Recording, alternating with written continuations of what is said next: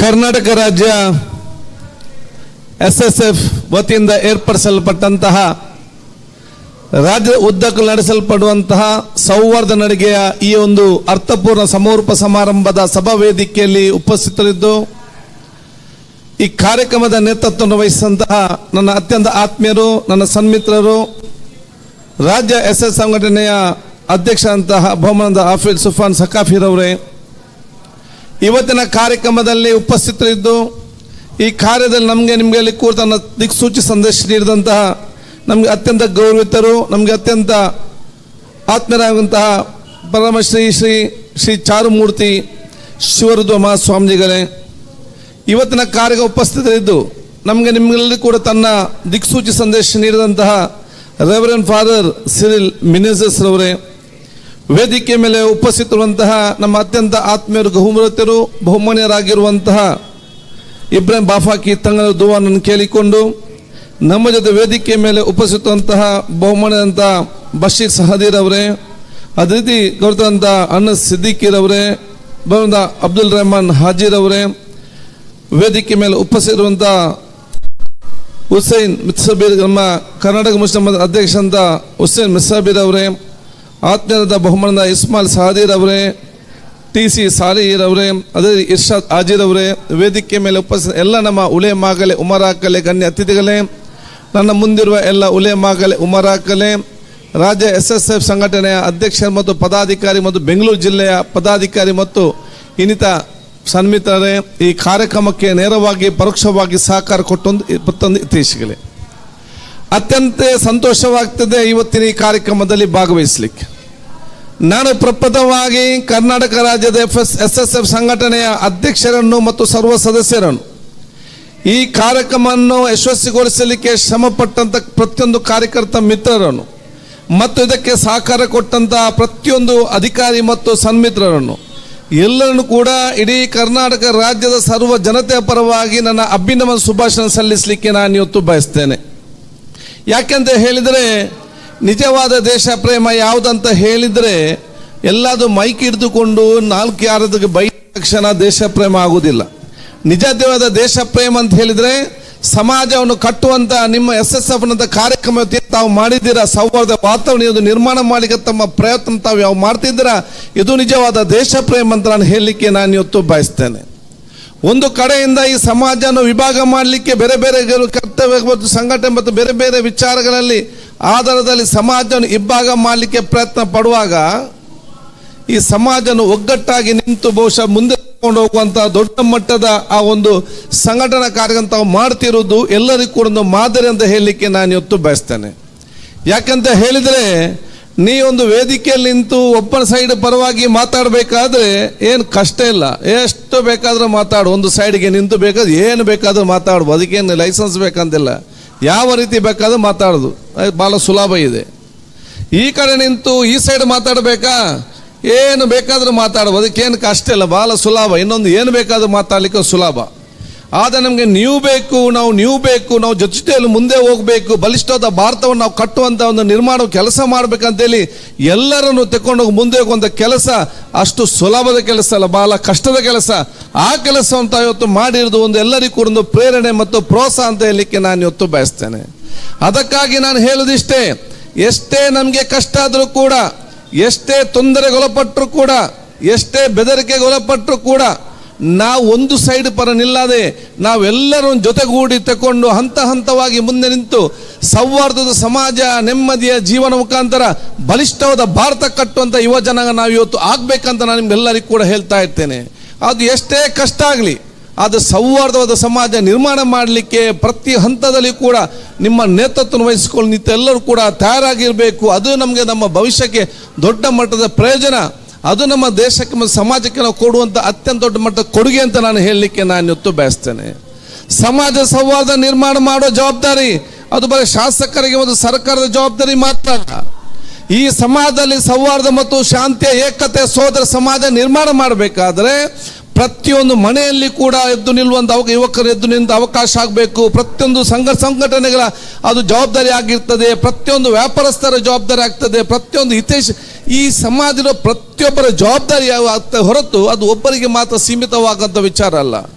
ಆದ ಕಾರಣ ತಮ್ಮ ತಮ್ಮ ಜವಾಬ್ದಾರಿ ಏನಿದೆ ಅದನ್ನು ನಾವು ಸಮರ್ಪಕವಾಗಿ ಸೇರಿಸಿಕೊಂಡು ನಾವು ಮುಂದೆ ಹೋದಾಗ ಎಲ್ಲ ಕೂಡ ಕನಸು ನೆನಸಾಗಲಿಕ್ಕೆ ಅಶ್ವಸ್ಯ ನಮಗೆ ಸಾಕಾರ ಆಗ್ತದೆ.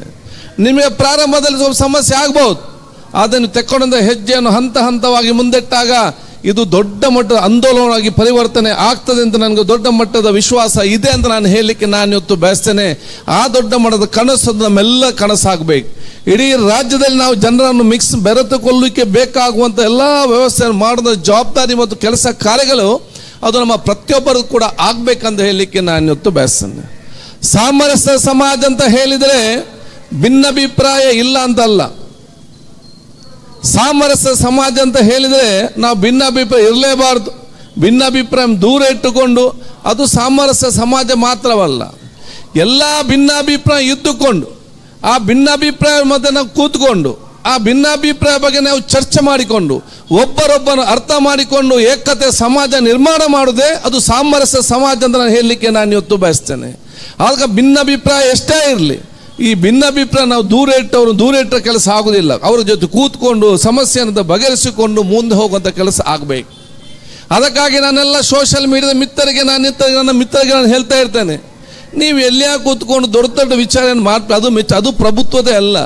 ದೊಡ್ಡ ವಿಷಯ ಚರ್ಚೆ ಮಾಡೋದು, ದೊಡ್ಡ ವಿಚಾರವನ್ನು ಮಾತಾಡೋದು, ಆಗದು ಹೋಗೋದ್ರ ಬಗ್ಗೆ ಚರ್ಚೆ ಮಾಡೋದು, ಇದು ಪ್ರಭುತ್ವತೆ ಮತ್ತಲ್ಲ. ನಿಜವಾದ ಪ್ರಭುತ್ವತೆ ಮತ್ತು ನಿಜವಾದ ಪ್ರಯೋಜನ ಯಾವುದಂತ ಹೇಳಿದರೆ ಸಣ್ಣ ಸಣ್ಣ ವಿಚಾರಗಳನ್ನು ಅರ್ಥ ಮಾಡಿಕೊಂಡು ಚರ್ಚಿಸಿ ಆ ಸಣ್ಣ ಸಮಸ್ಯೆಗೆ ಪರಿಹಾರ ಕಾಣ್ಕೊಳ್ತೀರಲ್ಲ, ಅದು ನಿಜವಾದ ಪ್ರಭುತ್ವತೆ ಆಗ್ತದೆ ಅಂತ ಹೇಳಲಿಕ್ಕೆ ನಾನು ಇವತ್ತು ಬಯಸ್ತೇನೆ.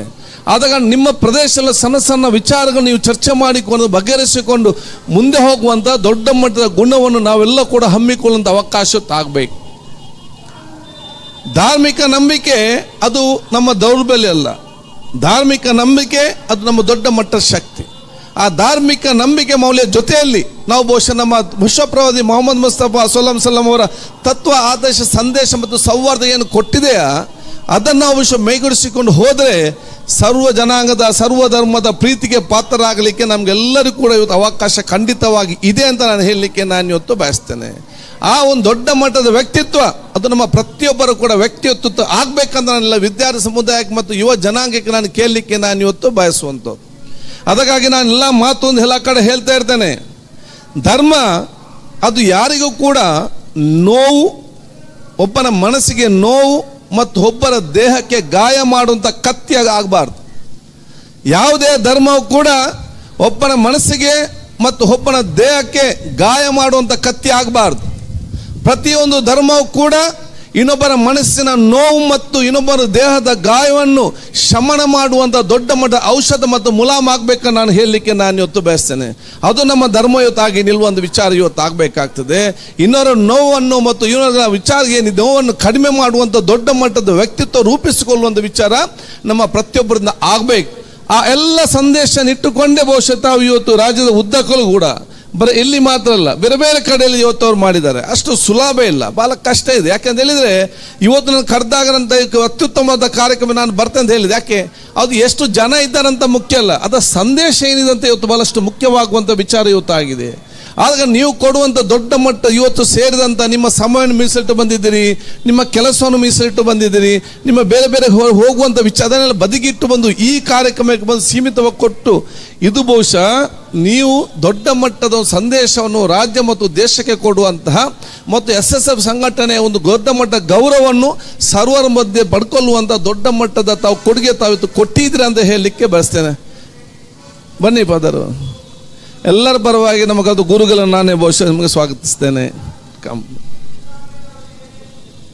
ನಾನು ಯಾವಾಗಲೂ ನನ್ನ ಸನ್ಮಿತ್ರರಿಗೆ ಹೇಳ್ತಾ ಇರ್ತೇನೆ, ನಾವು ಒಂದು ಹೆಜ್ಜೆ ಮುಂದೆ ಇಟ್ಟರೆ ಎಲ್ಲರಿಗೂ ನಮ್ಮ 10 ಹೆಜ್ಜೆ ಬರುವಂಥ ಅವಕಾಶ ಇರ್ತದೆ. ಆದಾಗ ತಾವಿವತ್ತೇನು ಸುಫಿಯಾನ್ ಅವರೇನು ಒಂದು ಹೆಜ್ಜೆ ತಾವೆಲ್ಲ ಮುಂದಿಟ್ಟಾಗ ಎಲ್ಲ ಜಾತಿ ಧರ್ಮ ಗುರುಗಳು 2 ಹೆಜ್ಜೆ ಮುಂದಿಟ್ಟುಕೊಂಡು ನಿಮ್ಮ ಜೊತೆ ಸೇರುವಂಥ ಒಂದು ವಿಚಾರ ಇವತ್ತು ಆಗಿದೆ. ಆಗ ನಾವು ನಮ್ಮನ್ನು ಆತ್ಮೋಲೋಕನ ಮಾಡಿಕೊಂಡು ಮುಂದೆ ಹೋಗುವಂಥ ವಿಚಾರ ಇವತ್ತು ಆಗಬೇಕಂತ ನಾನು ಹೇಳಲಿಕ್ಕೆ ನಾನು ಇವತ್ತು ಬಯಸ್ತೇನೆ. ಸೌಹಾರ್ದಕ್ಕೆ ಸಂಬಂಧಪಟ್ಟಾಗೆ ಮಾತಾಡಬೇಕಾದ್ರೆ ಎಷ್ಟು ಬೇಕಾದರೂ ಮಾತಾಡ್ಬೋದು, ಆದರೆ ನಾನು ದೀರ್ಘವಾಗಿ ನಾನು ಇವತ್ತು ನಿಮಗೆ ಮಾತಾಡಲಿಕ್ಕೆ ನಾನು ಹೋಗುವುದಿಲ್ಲ. ನಾನು ಹೇಳ್ತೇನೆ, ಯಾಕೆಂತ ಹೇಳಿದರೆ ನಮಗೆ ಈಗ ಬದುಕಲಿಗೆ ಹೇಗೆ ನಮಗೆ ಗಾಳಿ ಇವತ್ತು ಅತಿ ಅಗತ್ಯ. ನಾವೇನು ಬದುಕಬೇಕಾದ್ರೆ, ಮನುಷ್ಯರು ಬದುಕಬೇಕಾದ್ರೆ ನಾವೇನು ಉಸಿರು ತೆಗೆಯದಿದ್ರೆ 2 ನಿಮಿಷ ನಾವು ಯಾರಿಗೂ ಬದುಕಲಿಕ್ಕೆ ಸಾಧ್ಯ ಇಲ್ಲ. ಮನುಷ್ಯರು ಬದುಕಲಿಕ್ಕೆ ಉಸಿರೆಷ್ಟು ಅಗತ್ಯವಿದೆಯೋ ಭಾರತ ದೇಶ ಬದುಕಲಿಕ್ಕೆ ಸೌಹಾರ್ದತೆ ಕೂಡ ಅಷ್ಟೇ ಅಗತ್ಯ ಅಂತ ನಾನು ಹೇಳಲಿಕ್ಕೆ ನಾನು ಇವತ್ತು ಬಯಸ್ತೇನೆ.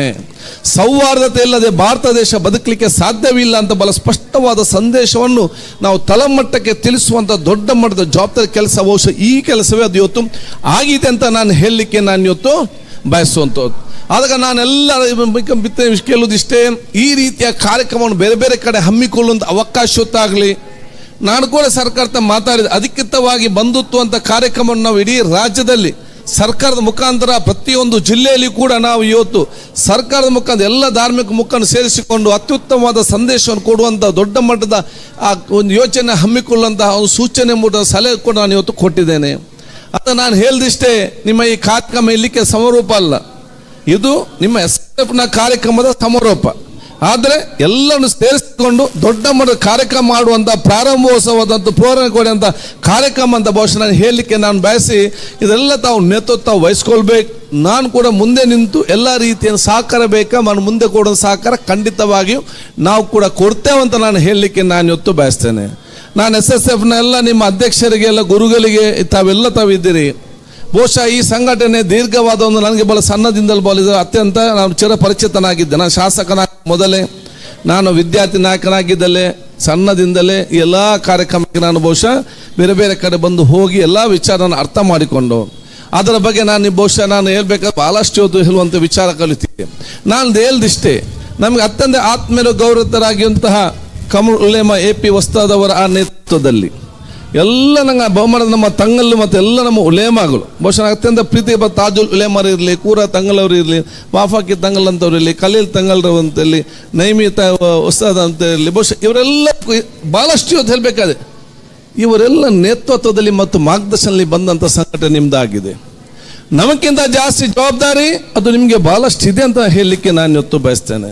ಅದಕ್ಕಾಗಿ ನಾನು ಹೇಳ್ತೇನೆ, ನಾವು ಹೆಚ್ಚು ಕಮ್ಮಿ ತಪ್ಪು ಮಾಡ್ಬೋದು, ಅದು ಎಂದಿಗೂ ಕೂಡ ನೀವು ತಪ್ಪು ಮಾಡಬಾರ್ದು ಅಂತ ಹೇಳಲಿಕ್ಕೆ ನಾನು ಇವತ್ತು ಇಚ್ಛಿಸುವಂಥದ್ದು. ಈ ಸಂಘಟನೆ ಗೌರವ ಎಲ್ಲರ ಮಧ್ಯದಲ್ಲಿ ತರಲಿಕ್ಕೆ ಅಷ್ಟು ಶ್ರಮಪಟ್ಟು ಭಾಳ ಶ್ರಮಪಟ್ಟು ಒಂದು ಹಂತಕ್ಕೆ ಬಂದು ನಿಂತಿದ್ದಾರೆ. ಆದರೆ ನಿಮ್ಮ 1, 2, 3, 4 ಜನದಿಂದಾಗಿ ಇಡೀ ನೀವು ಮಾನಮರ್ಯಾದೆ ತೆಗೆದು ಕೆಲಸ ಆಗಬಾರ್ದು, ಅದನ್ನು ನೀವು ಯಾರು ಕೂಡ ಅವಕಾಶ ಮಾಡಿ ಕೊಡಬಾರ್ದು ಅಂತ ಕೂಡ ನಾನು ಹೇಳಲಿಕ್ಕೆ ನಾನು ಇವತ್ತು ಬಯಸ್ತೇನೆ. ಭಾಳಷ್ಟು ಪ್ರತಿಯೊಬ್ಬರಿಗೂ ಕೂಡ ನಿಮಗೆ ಭಾಳಷ್ಟು ಜವಾಬ್ದಾರಿ ಇದೆ. ಯಾಕೆ ನೀವು ಆ ಇದರದಲ್ಲಿ ಇದ್ದೀರಾ.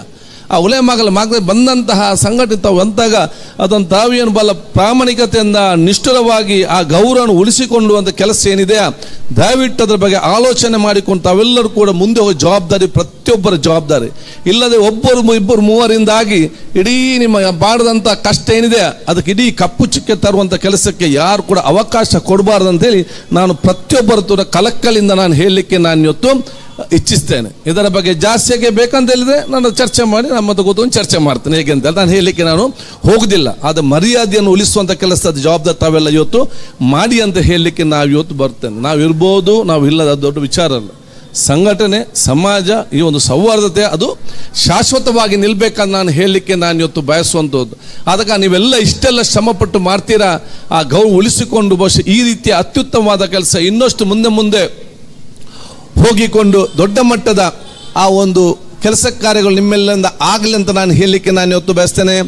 ಎಲ್ಲ ನಮ್ಮ ಕಾರ್ಯಕ್ರಮದಲ್ಲಿ ನಮ್ಮ ಪರಮಪೂಜ್ಯ ಸ್ವಾಮೀಜಿಗಳು, ಅತ್ಯಂತ ಗೌರವದ ಫಾದರ್ಗಳು, ಯಾಕೆ ನಿಮ್ಮ ಮೇಲೆ ವಿಶ್ವಾಸ ಇಟ್ಟು ಇವತ್ತು ಬಂದಿದ್ದಾರೆ. ಈ ಕಾಲಘಟ್ಟದಲ್ಲಿ ಬೇರೆ ಬೇರೆ ನಾನು ಇನ್ನೊಮ್ಮೆ ನಿಮ್ಮ SSFನ ಯಾಕೆ ಅಭಿನಂದಿಸ್ತೇನೆ ಹೇಳಿದರೆ, ಇವತ್ತಿನ ಕಾಲಘಟ್ಟದಲ್ಲಿ ಯಾರ್ಯಾರು ಎಲ್ಲೆಲ್ಲಿ ಕೂತ್ಕೊಂಡು ಸೋಷಿಯಲ್ ಮೀಡಿಯಾದಲ್ಲಿ ಬಿಸಿ ಇರುವಾಗ ನೀವು ಅದನ್ನೆಲ್ಲ ಬಿಟ್ಟು ನಾವೆಲ್ಲರೂ ಒಗ್ಗಟ್ಟೆ ಅಂತ ಹೇಳಿಕೊಂಡು ಈ ನಡು ಬಿಸಿಲಲ್ಲಿ ಕೂಡ ಒಗ್ಗಟ್ಟಾಗಿ ತಾವು ಸಮಾಜಕ್ಕೆ ಸೇವೆ ಕೊಡ್ತೀರಲ್ಲ, ಅದು SSFನೊಂದು ವಿಶಿಷ್ಟತೆ ಅಂತ ನಾನು ಹೇಳಲಿಕ್ಕೆ ನಾನು ಇವತ್ತು ಇಚ್ಛಿಸುವಂಥದ್ದು. ನಾವು ಅಥವಾ ನಾವೆಲ್ಲರೂ ಕೂಡ ಸಮಸ್ಯೆ ಬಂದಾಗ ಸಮಸ್ಯೆಯನ್ನು ಬಗೆಹರಿಸುವಂಥ ವ್ಯಕ್ತಿತ್ವ ಮತ್ತು ಯುವ ನಾಯಕರಾಗಬೇಕು ಹೊರತು ಸಮಸ್ಯೆ ಬಂದಾಗ ಕೂತ್ಕೊಂಡು ಅದು ಇನ್ನಷ್ಟು ಸಮಸ್ಯೆ ಸೃಷ್ಟಿಸುವಂತಹ ಒಂದು ವ್ಯಕ್ತಿತ್ವ ನಮ್ಮದು ನಿಮ್ದು ಯಾರು ಕೂಡ ಆಗಬಾರ್ದು. ಸಮಸ್ಯೆ ಬಂದಾಗ ಸಮಸ್ಯೆಯನ್ನು ಬಗೆಹರಿಸುವಂಥ ವ್ಯಕ್ತಿತ್ವ ಆಗಬೇಕು. You should be part of the solution, not part of the problem. ಆದ ಕಾರಣ ಅದು ಹಾಗಾಗಬೇಕು, ಅದು ಹೀಗೆ ಆಗಬೇಕಂತ ಹೇಳಲಿಕ್ಕೆ ಯಾರು ಕೂಡ ಹೇಳ್ಬೋದು, ಕಷ್ಟ ಇಲ್ಲ. ಅದು ಏನು ಮಾಡಬೇಕಂತ ಹೇಳುವಂದು ಯಾರು ಕೂಡ ಇರುವುದಿಲ್ಲ, ಅದು ಹೇಗೆ ಮಾಡಬೇಕಂತ ತೋರಿಸೋರು ಯಾರು ಕೂಡ ಇರುವುದಿಲ್ಲ. ಆದಾಗ ನಿಮ್ಮೆಲ್ಲರ ವ್ಯಕ್ತಿತ್ವ ಹೇಗಿರ್ಬೇಕಂತ ಹೇಳಿದ್ರೆ ಹಾಗೆ ಆಗಬೇಕು ಹೀಗೆ ಆಗಬೇಕಂತ ಚರ್ಚೆ ಮಾಡಿ ಏನು ಮಾಡಬೇಕಂತೇಳಿ ತೋರಿಸ್ಕೊಡೋ ವ್ಯಕ್ತಿತ್ವ ನಿಮ್ಮದು ಬರಲಿ ಅಂತ ನಾಯಕತ್ವ ನಿಮ್ಮ ರಾಜ್ಯಾಧ್ಯಕ್ಷ ಎಲ್ಲ ಸಮಿತಿ ಉಲ್ಲೇಮಗಳು ಉಮಾಕರು ಇರುವಂಥ ಅವಕಾಶ ಆಗಲಿ. ನಾನು ನನ್ನ ವಿಶೇಷವಾದ ಶುಭಾಶಯ ನಿಮಗೆಲ್ಲರಿಗೆ ನಾನು ಇವತ್ತು ಸಲ್ಲಿಸುತ್ತಾ ಬಹುಶಃ ನಿಮ್ಮೆಲ್ಲರ ದುವಾ ಆಶೀರ್ವಾದ ಸಹಕಾರ ಮುಖಾಂತರ ಇವತ್ತು ರಾಜ್ಯದ ನನ್ನ ಬರೀ ಶಾಸಕನಾಗಿ ಮಾತ್ರ ಅಲ್ಲ, ಮಂತ್ರಿಯಾಗಿ ಮಾತ್ರ ಅಲ್ಲ, ಈ ರಾಜ್ಯದ ವಿಧಾನಸಭೆ ಸಭಾಧ್ಯಕ್ಷ ಕೂತು ಅವಕಾಶ ತಾವಿವತ್ತು ಮಾಡಿಕೊಟ್ಟಿದ್ದೀರಿ. ಅದಕ್ಕಾಗಿ ಬಹುಶಃ ನಿಮ್ಮೆಲ್ಲರ ದುವಾ ಮತ್ತು ನಿಮ್ಮೆಲ್ಲ ಸಹಕಾರಕ್ಕೆ ನಾನು ಯಾವಾಗಲೂ ನಾನು ಚಿರ ಋಣಿ ಅಂತ ನಾನು ಇವತ್ತು ಹೇಳಿಕೊಳ್ತಾ, ನಾವೆಲ್ಲರೂ ಕೂಡ ಜೊತೆಯಾಗಿ ಸೇರಿಕೊಂಡು ನಾವು ಮುಂದೆ ಹೋಗುವ. ನಾವು ಜೊತೆ ಸೇರಿಕೊಂಡು ಮುಂದೆ ಹೋಗುವ ಸಂದರ್ಭದಲ್ಲಿ ಹಿಂದೆ ಯಾರು ಉಳಿದಿದ್ದಾರೆ ಅವರ ಕೈ ಹಿಡಿದು ಮುಂದೆ ತಗೊಂಡು ಜವಾಬ್ದಾರಿ ನಾವೆಲ್ಲ ಕೂಡ ಹಮ್ಮಿಕೊಳ್ಳು ಅಂತ ನಾನು ಹೇಳಿಕೊಂಡು ಮತ್ತೊಮ್ಮೆ ನಿಮಗೆಲ್ಲ ಶುಭಾಶಯ ಸಲ್ಲಿಸಿ ನನ್ನ ಮಾತು ಮುಗಿಸ್ತೇನೆ. ಅಸ್ಸಲಾಮು ಅಲೈಕುಂ ವರಹಮತುಲ್ಲಾಹಿ ವಬರಕಾತ್. ಇಂತೆಲ್ಲ ನನ್ನ ಸಹೋದರರಿಗೆ ನಮಸ್ಕಾರಗಳು.